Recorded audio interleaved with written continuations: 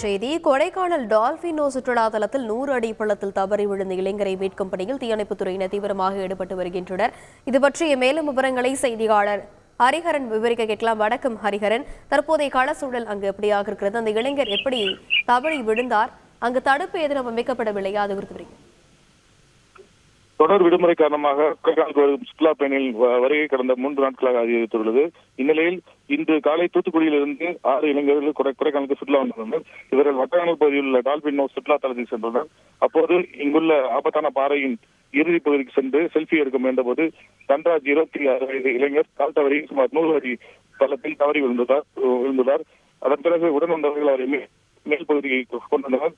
அதைத் தொடர்ந்து கொடைக்கானல் தீயணைப்புத்துறை மற்றும் வனத்துறைக்கு தகவல் தெரிவிக்கப்பட்டு தற்போது படுகாயத்துடன் அவரது உடல் மீட்கப்பட்டு அரசு மருத்துவமனைக்கு கொண்டு செல்லப்பட்டு வருகிறது. தொடர்ந்து கடந்த சில வருடங்களாகவே சுற்றுலா இளைஞர்கள் இதே போல ஆபத்தான பயிற்சி சென்று தவறி விழுவது தொடர்ந்து உள்ளது. எனவே இந்த சுற்றுலா தலத்தில் போதிய பாதுகாப்பு வசதிகளை உருவாக்கி தர வேண்டும் என கோரிக்கையும் எழுந்துள்ளது. விரிவான விவரங்களுக்கு நன்றி ஹரிஹரன். செய்திகளை உடனுக்குடன் தெரிந்து கொள்ள உடனே சப்ஸ்கிரைப் பண்ணுங்க.